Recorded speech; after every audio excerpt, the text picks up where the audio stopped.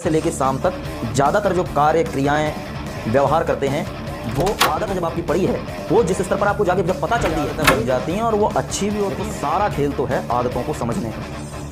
हम अपने ये हमें अनुभव में आने लगता है, हमको प्रत्यक्ष रूप से ये पता चलने लगता है। ये भी बुद्धि के स्तर पर जाकर होता है, प्रत्येक व्यक्ति को नहीं पता चलता है। एक प्रश्न बहुत ज़्यादा गंभीर ये है कि हम अपनी आदतें जो हमारी पड़ गई हैं और हमें उनसे देखो, सारा खेल तो है आदतों को समझने का। हम अपने जीवन में सुबह से लेकर शाम तक ज़्यादातर जो कार्य क्रियाएं व्यवहार करते हैं वो आदतों के ऊपर डिपेंड होती हैं। हमारी आदतें बन जाती हैं और वो अच्छी भी होती हैं, बुरी भी होती हैं। एक प्रश्न बहुत ज़्यादा गंभीर ये है कि हम अपनी आदतें जो हमारी पड़ गई हैं और हमें उनसे हानि होने लगती है बाद में, ये हमें अनुभव में आने लगता है, हमको प्रत्यक्ष रूप से ये पता चलने लगता है। ये भी बुद्धि के स्तर पर जाकर होता है, प्रत्येक व्यक्ति को नहीं पता चलता है। कोई भी क्रिया, कोई भी आदत जब आपकी पड़ी है, वो जिस स्तर पर आपको जाके जब पता चलती है कि ये जो है ये चीज़ मुझको हानि देने लगी है, तब हम विचार करते हैं कि इसको कैसे छोड़ा जाए। इस पर किसी दूसरे से भी पूछते हैं जो उसका योग्य होता है, या कभी कभी ऐसा भी होता है कि मैं सिर्फ उसको छुपाने का ही प्रयास करता रहता हूँ। अच्छा, ज़रा गंभीरता से विचार करते हैं कि आदत अगर कोई हमारी बनी हुई है या किसी कार्य ने हमको इतना जकड़ के रखा हुआ है, इतना पकड़ के रखा हुआ है कि वो कार्य अनायास रूप से ना चाहते हुए भी हमारे शरीर के द्वारा, चित्त के द्वारा, मन के द्वारा हो जाता है, हमको पता ही मतलब बाद में पता चलता है। फिर क्या होता है? फिर पश्चाताप। और पश्चाताप का प्रभाव क्या पड़ता है? पश्चाताप का प्रभाव पड़ेगा, आपका मन अशांत रहेगा, आपका चित्त अशांत रहेगा, आपके चेहरे पे उसका प्रभाव रहेगा, आपके शरीर पे भी उसका प्रभाव रहेगा। तो गंभीर जो बात है वो ये है कि अगर कोई आदत हमारे अंदर ऐसी बन गई है, कोई क्रिया, कोई भी चीज़ ऐसी बन गई है जिससे कि हम उसको करने के बाद, उस क्रिया को, आदत को करने के बाद हम व्यथित हो जाते हैं, परेशान हो जाते हैं, कैसे छूटेगा? लोग उसके कई कई तरीके बताते हैं, पूछते हैं कि आप इस पर दूसरे लोगों से चर्चा करो। ठीक है, आदतें अच्छी भी होती हैं, बुरी भी होती हैं, कई प्रकार की पड़ सकती हैं। अब मान लो आपने दूसरे से चर्चा कर ली कि मेरी ये आदत है, मैं ऐसे ऐसे हूँ, तो सामने वाला व्यक्ति जो आपकी बात को सुन रहा है या जान रहा है, वो आप में सुधार करने की अपेक्षा रखेगा। क्यों?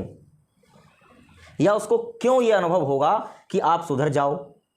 वो एक स्तर पर जाकर होता है जब आप उस व्यक्ति के स्तर से, जो भी वो व्यक्ति है, उस व्यक्ति के स्तर से या तो आप उस व्यक्ति के काम के व्यक्ति हो, या फिर उसकी चेतना का स्तर इतना ज़्यादा ऊंचा है कि वो ये देख पा रहा हो कि ये व्यक्ति जो है वो समाज के काम का व्यक्ति है, समाज का कार्य कर सकता है, तभी वो ये चाहता है कि इसके अंदर से इस आदत को निकालना ही है।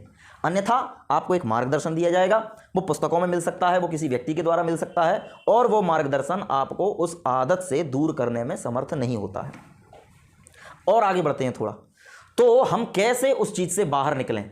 देखो, बड़ी सूक्ष्मता में जाने के बाद ये चीज़ पता चलती है कि अगर कोई चीज़ में घुसा हुआ मैं हूँ तो मैं ये देखूँ, बहुत गंभीरता से चिंतन करूँ कि इस चीज़ को मैं कितने टाइम से बार बार कर रहा हूँ।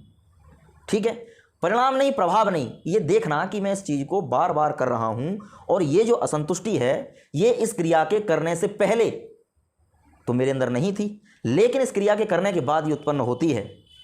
तो ज्ञान ही, मतलब आपके खुद की समझ ही, आपकी ऊर्जा ही उस चीज़ को आपसे दूर करने में समर्थ होगी, अन्यथा और कोई विकल्प नहीं। एक दूसरा रास्ता और है। देखो, आपके मन में जो विचार उठते हैं ना, वो शक्ति के द्वारा पूर्ण होते हैं। आपके शरीर में शक्ति है और वो विचारों को धक्का देती है और वो कार्य होता है, क्रिया होती है। अगर वो शक्ति आप अपनी किसी अन्य क्षेत्र में लगाए रखते हैं, वो भी उसी के बराबर प्रिय होना चाहिए। जिस आदत को आप छोड़ने में लगे हैं या जिस आदत को करने से आपको ग्लानि का अनुभव होता है, उसी के बराबर प्रिय कार्य ढूंढना पड़ेगा।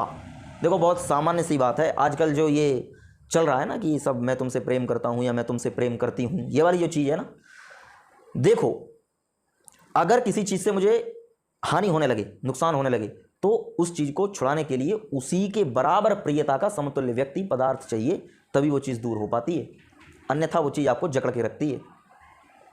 नहीं, आप कितना ही प्रयास करना, वो कर नहीं पाएगी। देखो, मैं उदाहरण देता हूँ। बहुत सारी गंदी आदतें जवानी में, बच्चों में, युवावस्था में पड़ जाती हैं और ये देखा जाता है कि उनका विवाह कर दिया जाए। जैसे अभय जी, हस्तमैथुन इत्यादि की समस्याएं बन जाती हैं बच्चों में, और हस्तमैथुन इत्यादि की समस्याएं दूर हो जाती हैं उनका विवाह करने के बाद।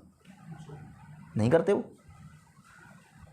उनसे ज़्यादा बड़ी चीज़ उनको प्राप्त होती है, इसलिए पीछे की चीज़ छूट जाती है। आपको अगर किसी आदत ने पकड़ के रखा है तो इसका मतलब ये है कि आप उससे बड़ी चीज़ देखने में असमर्थ हो, देख नहीं पा रहे हो, अपना लाभ देख नहीं पा रहे हो कि इसी बड़ी चीज़ में मेरा लाभ है, इसीलिए वो चीज़ बार बार आपको खींच के रखेगी भाई। और अगर बड़ी चीज़ समझ में आ जाती है, पता चल जाती है, तो आपको जोर नहीं देना पड़ेगा। मेरे संपर्क में कई एक व्यक्ति हैं जो मतलब तंबाकू का सेवन करते थे, सिगरेट का सेवन करते थे। मैंने उनसे कभी ये नहीं कहा कि आप तंबाकू छोड़ दो, आप सिगरेट छोड़ दो।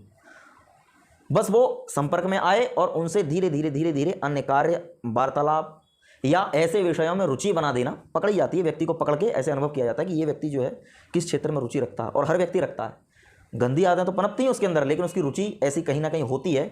अगर उस व्यक्ति से उस विषय पर बात की जाए, उस विषय पर चर्चा की जाए, तो व्यक्ति स्त्री और पुरुष का भेद भी भूल जाता है।